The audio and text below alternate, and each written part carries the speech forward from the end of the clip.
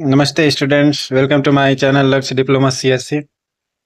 आज हम डिस्कस करेंगे आईओटी एपीआई एंड उसके इम्पोर्टेंस के बारे में। तो चलिए स्टार्ट करते हैं।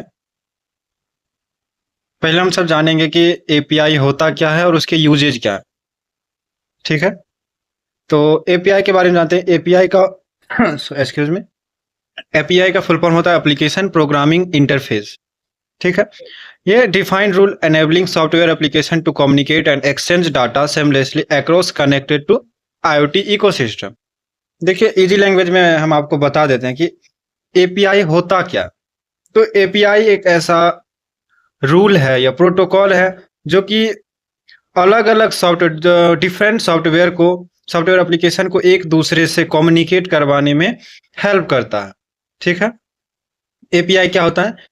एपीआई एक ऐसा रूल या प्रोटोकॉल है, ये कह सकते हैं ग्रुप ऑफ प्रोटोकॉल, ये भी कह सकते हैं। API is a group of protocol या rule that join the different software to help to communicate each other. ठीक है, तो कैसे होता है? तो कुछ नियम है। डाटा एक्सचेंज, एपीआई जो है आईओटी का एक बहुत ही आवश्यक डिवाइस है। ठीक है, किसी भी डिवाइस को एप्लीकेशन या क्लाउड सेवाओं के बीच जो वो कम्युनिकेट करवा देता है। अगर कोई भी फोन से भी आप उसको ऑन ऑफ कोई भी लाइट को कर सकते हो, उस टाइप में ये कम्युनिकेट करवाता है। और इसमें डेटा जो है एपीआई में सेफ रहता है। जैसे डाटा एक्सचेंज हो गया, allow isolated system to share data smoothly without requiring direct human interventions.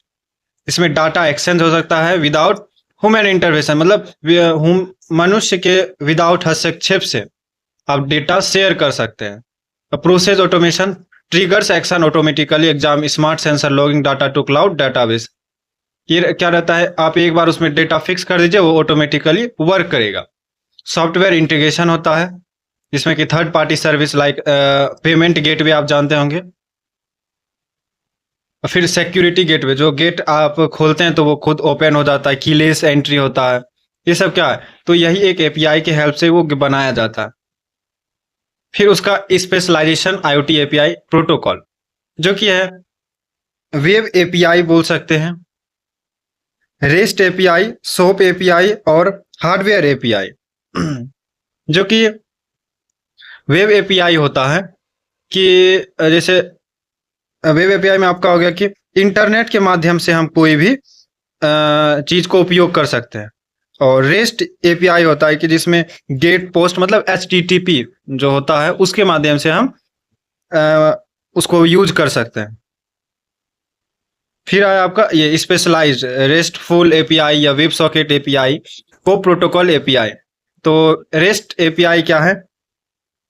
ये फिर रेस्ट एपीआई एक स्टैंडर्ड वेब रिक्वेस्ट है, get post put delete. Get मतलब होता है कि आप उसमें कोई भी डेटा इन कर रहे हैं, पोस्ट मतलब आप कोई भी डेटा शेयर कर, सॉरी गेट मतलब होता है कि डेटा पढ़ने के लिए आप इसको यूज करते हैं। फिर पोस्ट मतलब होता है कि आप डेटा भेज रहे हैं कहीं।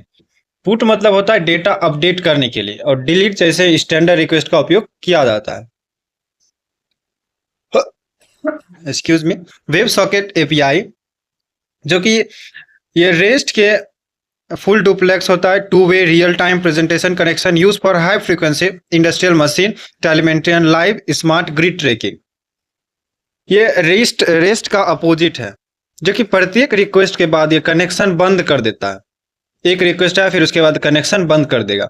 फिर वेब सॉकेट क्लाइंट और सर्वर के बीच क्या रहता है? टू वे का रियल टाइम परसिस्टेंट कनेक्शन बनाए रखता है। जैसे इसका एप्लीकेशन बता सकते हैं, लाइव इंडस्ट्रियल मॉनिटरिंग या लाइव स्मार्ट ग्रिड ट्रैकिंग।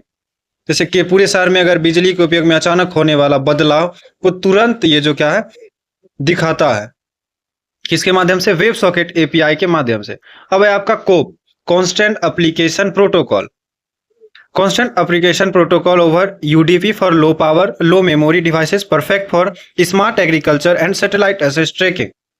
तो कोप एक विशेष टाइप का वेब ट्रांसफर प्रोटोकॉल है, जिससे जो है रिसोर्स कांस्टेंट डिवाइस के लिए बनाया जाता है। जैसे जिसमें कम पावर, कम मेमोरी और लिमिटेड बैंडविड्थ वाले डिवाइस यूज होता है। यह यूडीपी का पर चलता है और इसमें ये लाइट वेट होता है। जैसे आप कह सकते हैं स्मार्ट एग्रीकल्चर, एग्जाम्पल में लिख लीजिएगा स्मार्ट एग्रीकल्चर। या फिर आया सैटेलाइट एसेट ट्रैकिंग, जो समुद्र के पार एक शिपिंग कंटेनर को ट्रैक करता है।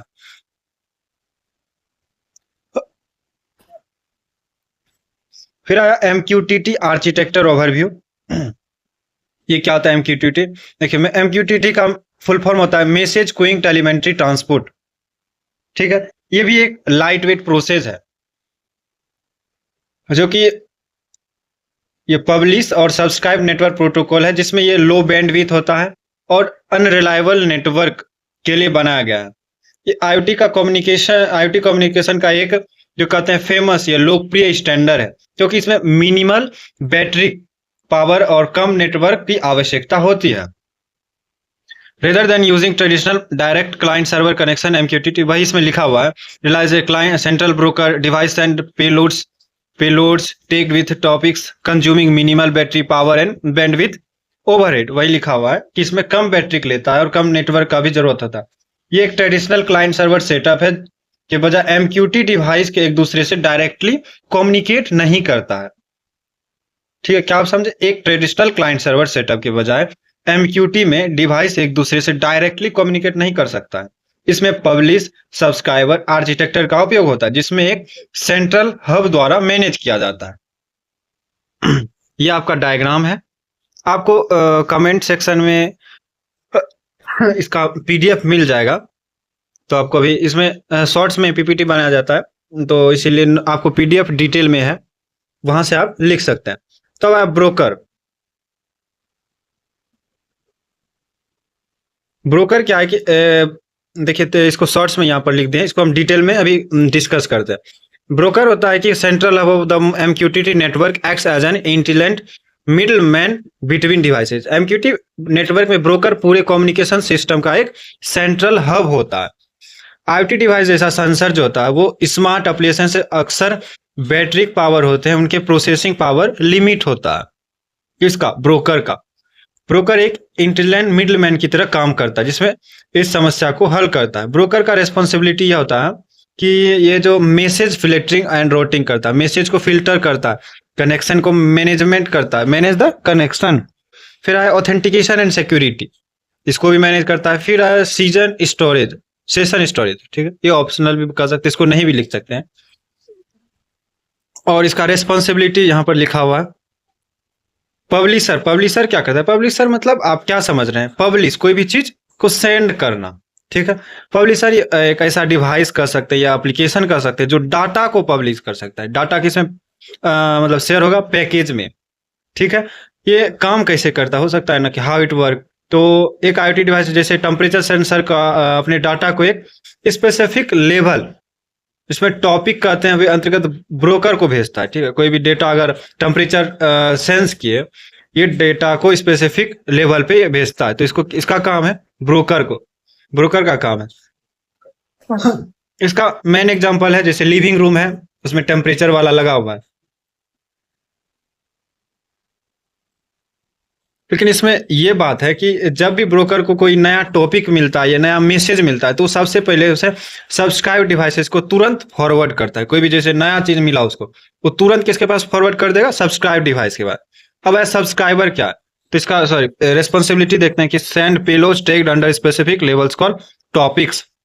वही अब है सब्सक्राइबर मतलब आप यूट्यूब में भी देखिएगा, सब्सक्राइब जो रिसीव करता है, मतलब कोई भी या वीडियो आप अगर अपलोड करते हैं, जैसे ये वीडियो अपलोड हुआ यूट्यूब पे, तो क्या सब्सक्राइबर आता है कि तो वो क्या करता है? वीडियो को रिसीव किया, वही होता है सब्सक्राइबर। उसी टाइप में होता है सब्सक्राइबर। वह डिवाइस है जो, लेकिन यहाँ पर एक डिवाइस के रूप में होता है। सब्सक्राइबर वो डिवाइस है जो एप्लीकेशन के द्वारा जो डाटा रिसीव करता है, जो भी डेटा मतलब इसके पास आता है वो रिसीव करता है। काम कैसे करता है इसका?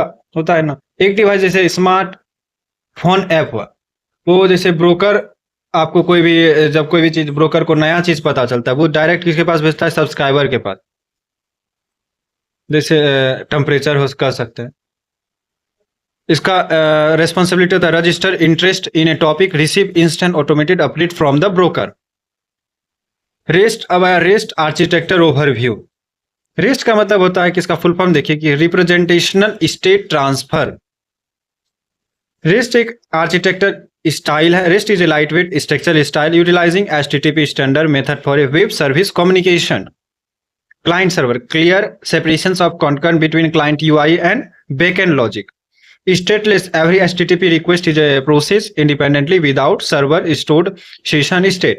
Cacheable and uniform streamlined HTTP words, get, post, put, delete, improve, response coaching. देखिए, रेस्ट आर्किटेक्चर के बारे में बता रहे हैं कि रेस्ट एक ऐसा आर्किटेक्चर स्टाइल है जिसका उपयोग एक वेब सर्विस को विकसित करने में, डेवलप करने में किया जाता है.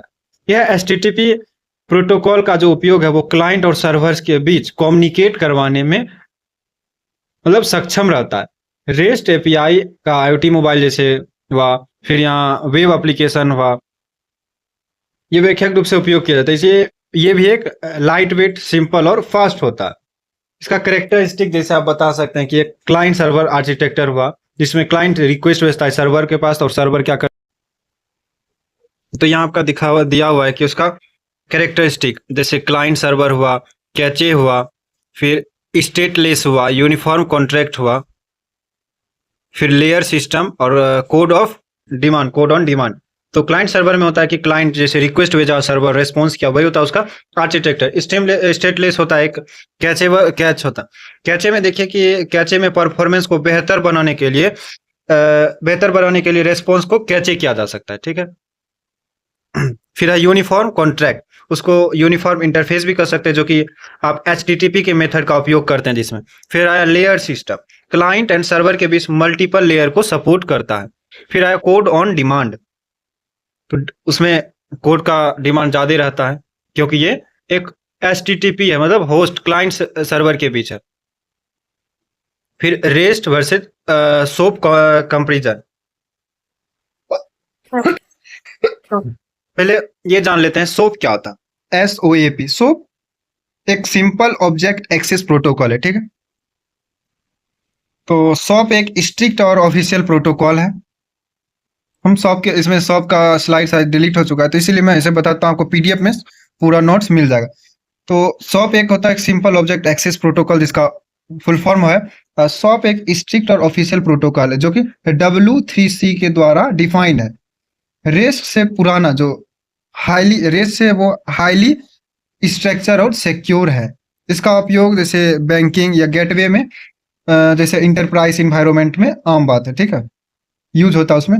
और ये वर्क कैसे करता है SOAP, तो SOAP स्ट्रिक्ट रूल है और ये कॉन्ट्रैक्ट पर निर्भर करता है. इसके लिए web service description language WSDL, क्या बोले, WSDL, इसका फुल फॉर्म होता है कि वेब सर्विसेज डिस्क्रिप्शन लैंग्वेज.